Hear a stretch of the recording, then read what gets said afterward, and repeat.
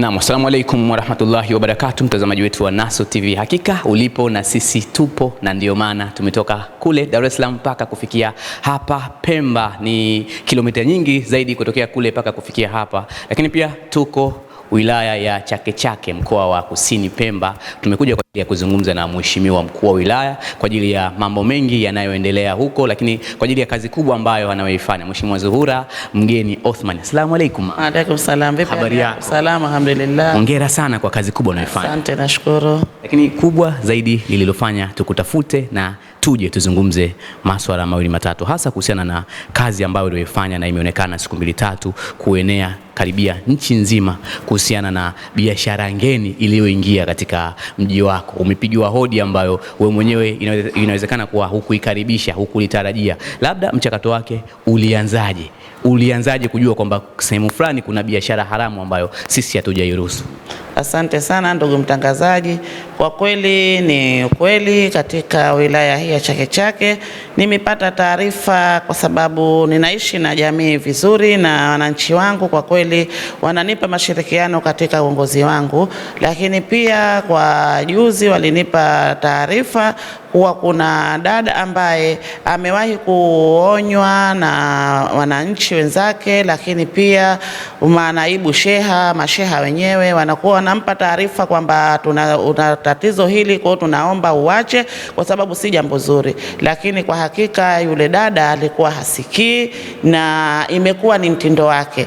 Kwa kweli nilipopata taarifa hizo nikasema mimi ni kiongozi na nimepewa taarifa ambazo sio mzuri. Kwa hiyo wajibu wangu kiongozi ni kutoa taarifa ambazo, kufuatilia taarifa mzuri lakini na vile vile taarifa mbaya.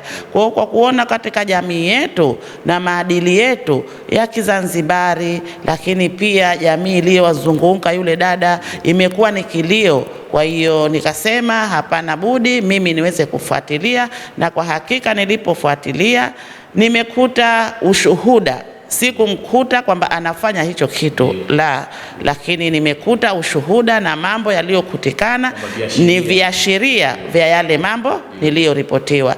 Lakini pia si kwa dada huyo tu, ninazo taarifa za nyumba kadhaa wa kadhaa, na mimi kama mkuu wa wilaya naahidi kuzifanyia kazi na kuzifuatilia, kwa sababu kumekuja komenti nyingi.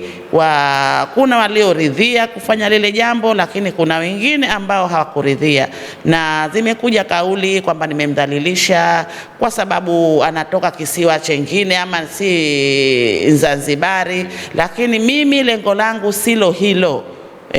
Mimi wote waliokuja kuishi katika kisiwa cha Pemba najua wote ni Watanzania, na Wapemba wako Tanzania bara, lakini na Watanzania bara vile vile wako Pemba, wako Unguja. Kwa hiyo hilo mimi sio lengo langu.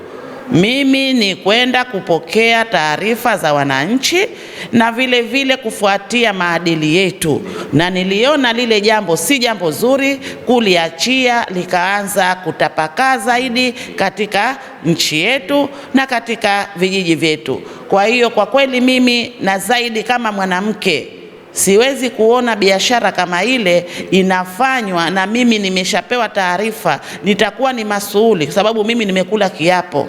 Kwa likiwa ni jema mimi linanipa thawabu, lakini likiwa ni baya ambayo mimi nitaliachia lile jambo liendelee, naamini kwamba ninachuma dhambi. Unachuma dhambi. Lakini mheshimiwa, unahisi kabisa, kwa sababu umesema hapa kuwa alishapewa taarifa, lakini baadhi ya watu mitazamo yao imeona kama ni udhalilishaji. Ungempa taarifa kwanza, hebu adhibitishie kwa taarifa alishapewa, lakini alikaidi.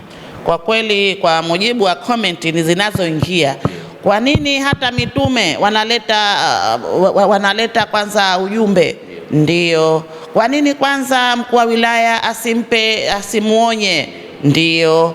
Kwa nini kwa mkuu wa wilaya kwanza asimfuatilie akakaa naye chini? Ndio. Yote ni sahihi na ni wajibu, lakini hayo yameshafanywa na watangulizi wangu.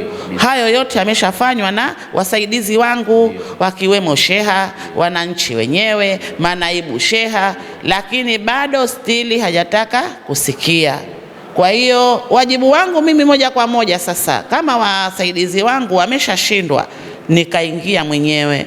Na vile vile wa upande mwingine, kama jambo hili ningeliliacha, nisilitangaze, nisilionyeshe, ingelikuwa ni shida nyingine. Kwa upande mwingine, kuna watu wengekuja wakaleta maneno mengine kwamba mkuu wa wilaya ameshapatiwa hii taarifa, lakini saa nyingine wakaja kasema kwa sababu ni mwananchi, labda wanafanya pamoja hii shughuli, ama kamtuma afanye hii shughuli, kwa sababu binadamu hakosi la kusema, na jambo lolote binadamu analotaka kukupandishia anapandisha.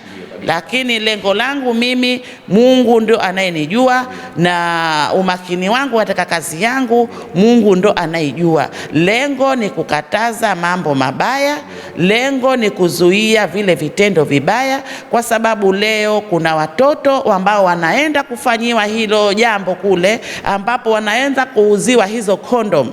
Fikiria watoto wale tunawapa elimu gani? Watoto wale wanapata hisia gani? Wanapata fundisho gani? Lakini pia ni imani yangu kufanya hili jambo kwa yule mama ni fundisho kwa wengine, kwa sababu wapo, sio yule mama tu, wapo. Imekuwa kama mfano. Kwa hiyo vile kuona kwamba mwenzetu pahali fulani ameshafanyiwa hili jambo, mkuu wa wilaya akaenda kamshuhudia, kakutia viashiria vibaya.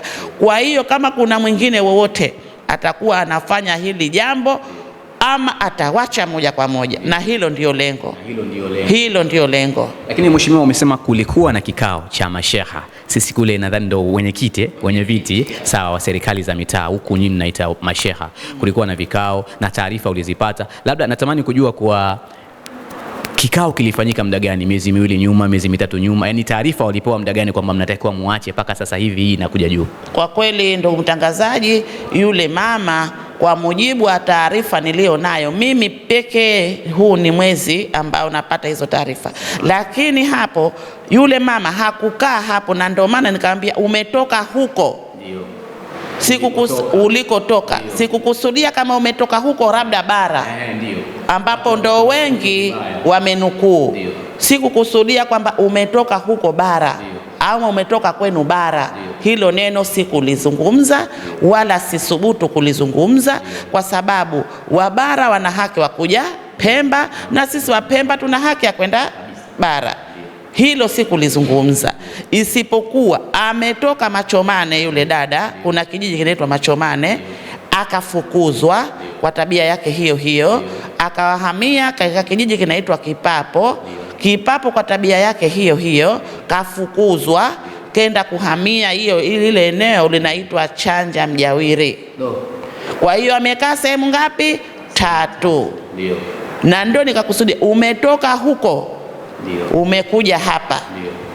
Sikukusudia umetoka kwenu bara, umekuja hapa. Sema umetoka huko ulikotoka. Maana anajua yeye mwenyewe alikotoka. Yule sijui kama mimi ni mbara, ni mwa Nigeria labda, au ni wapi. Mimi najua ni Mtanzania. Na Mtanzania ana haki ya kuishi popote na katika nchi hii ya Tanzania. Na kusudio langu umetoka huko kwenu.